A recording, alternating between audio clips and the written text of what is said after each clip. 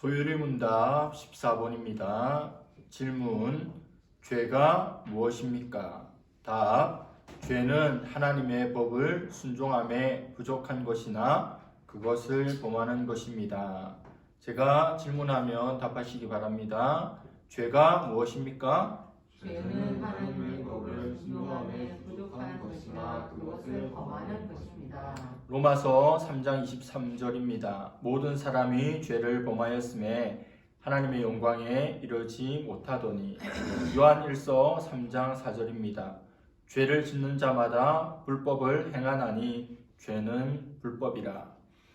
소율의 문답 14번은 죄에 대해서 묻고 답하고 있습니다. 죄를 가리키는 히브리어 단어 또 헬라어 단어에 공통된 그런 뜻이 있습니다. 관역을 벗어났다라고 하는 뜻입니다. 사람이 걸어가야 할, 명중시켜야 할 관역이 있는데 그것을 벗어나는 것이 죄라고 히브리어도 또 헬라어도 말하고 있는 것입니다.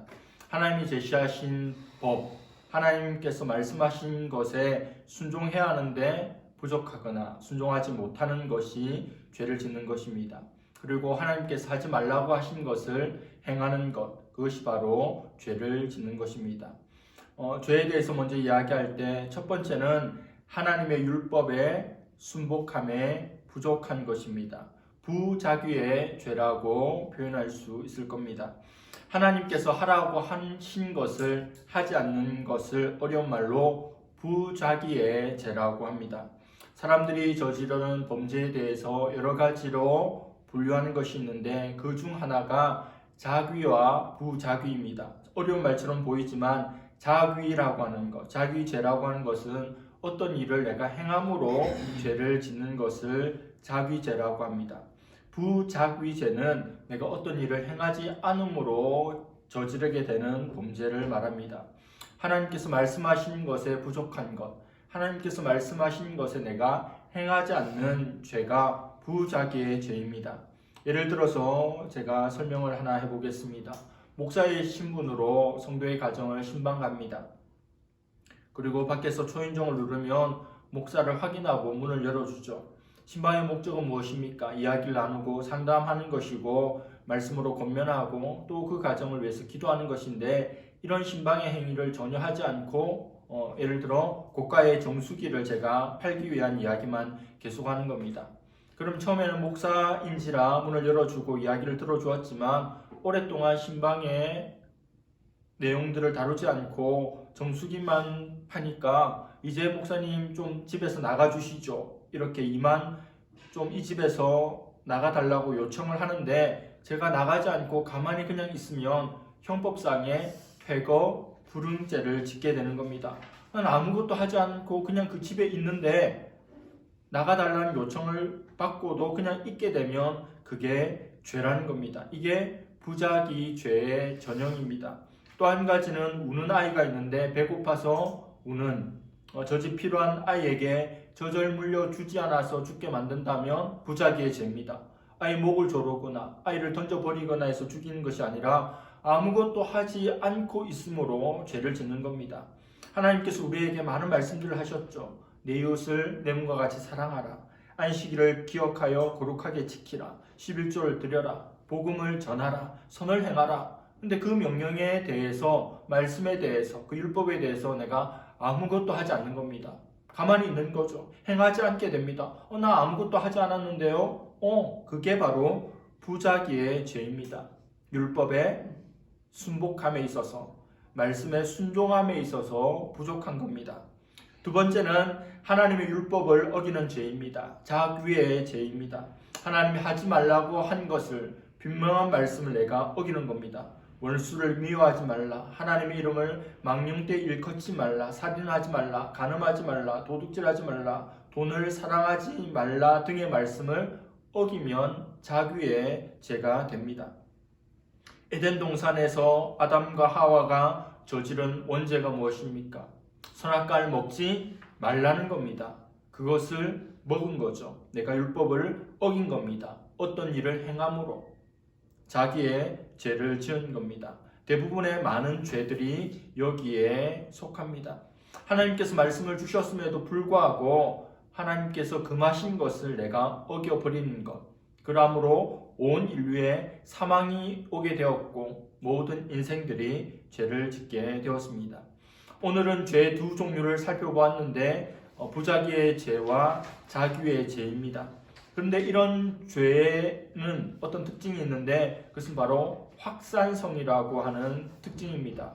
사무엘하 11장을 보면 다윗이 밧세바를 범하는 모습이 나오는데 이 죄가 얼마나 확산성을 가지는지 살펴보고자 합니다. 확산성이란 무엇이냐면 퍼져나가는 겁니다. 확장되는 거죠. 한 번의 거짓말을 하면 그 거짓말을 덮기 위해 또 다른 거짓말들이 필요하듯이 한 번의 죄는 또 다른 죄로 이어집니다. 밧세바를 범한 다윗은 10계명의 10개의 계명 전부를 범한 것과 같습니다. 간음죄 그리고 살인죄는 쉽게 알 수 있죠. 그러나 밧세바를 보고 탐심을 품은 것, 남의 것을 탐하지 말라고 하는 10번째 계명을 어긴 겁니다. 그녀를 데리고 와 차지하게 되는 것은 사람이긴 하지만 도둑질의 죄를 범하였기에 8계명을 어긴 것입니다. 그리고 간음의 7계명, 또 우리아를 죽음으로 내몰았기에 6계명 살인죄를 저지른 것이고 우리아에게 거짓 증거를 함으로 이웃에게 거짓 증거하지 말라는 9계명도 어기게 된 것입니다. 사람에 대한 계명들 다 어겨버렸습니다. 이를 통해 부모와 선조의 이름에 먹칠하게 되었기에 부모를 공경하라고 하는 5계명도 범했다고 볼 수 있습니다. 다윗은 나아가 하나님보다 자기 자신이 가장 중요한 존재였기에 1계명, 2계명 어긴 것이고 범죄한 후에도 안식일을 범하고 성소에서 예배를 드리며 하나님의 이름을 불렀겠기에 3계명, 4계명도 잇따라 범한 셈이 되는 것입니다. 이게 바로 죄입니다. 무서운 속성입니다. 이런 죄에 극복하려면 죄의 뿌리가 무엇인지 알아야 합니다. 죄의 여러 가지 뿌리들이 있는데 가장 주요한 뿌리는 바로 교만이라고 하는 뿌리입니다.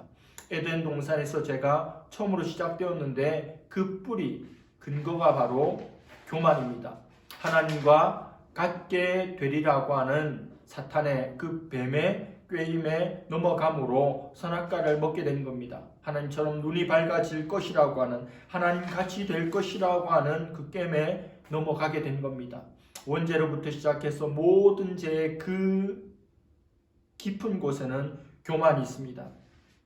기독교 변증가 C.S. 루이스는 순전한 기독교에서 교만이야말로 가장 본질적이고 경쟁적이고 적대적이기에 가장 핵심적인 악이라고 했습니다. 오늘날 많은 비그리스도인들이 살아갑니다. 하나님 없이도 얼마든지 살 수 있다라고 생각하고 하나님을 찾지 않는 그것이 바로 교만입니다. 예수님을 믿는다고 하는 성도 가운데서도 내 힘으로, 내 능력으로, 내 지식으로 얼마든지 살아갈 수 있다고 생각하기에 묻지 않습니다. 기도하지 않습니다. 하나님의 도움이 절박하지 않습니다. 그것이 바로 교만입니다. 하나님 없이도 그저 그렇게 살 수 있다라고 하는 생각입니다. 하나님에 대해서 교만을 갖는 것은 생명의 근원을 떠나는 것입니다. 영원한 사망인 것을 기억할 수 있기를 바랍니다. 오늘 죄가 무엇인지를 살펴보았습니다. 부활주일입니다. 예수님께서 우리 죄 때문에 십자가를 지셨고 대신 죽어 주셨습니다. 그 사망 권세로부터 예수님께서 승리하셨습니다. 하나님께서 우리에게 주신 말씀들 순종하기를 원합니다. 지키기를 원합니다. 또 금하신 것들을 행하지 아니하는 우리가 되고 끊임없이 내 속에 있는 죄와 싸우며 죄를 죽이며 나아가는 우리 모두가 될 수 있기를 간절히 바랍니다. 기도하겠습니다. 하나님 아버지, 오늘 죄가 무엇인지 살펴보았습니다. 하나님 말씀을 순종함에 있어서 부족한 것, 그리고 하나님 말씀하신 것을 어긴 죄를 살펴보았습니다.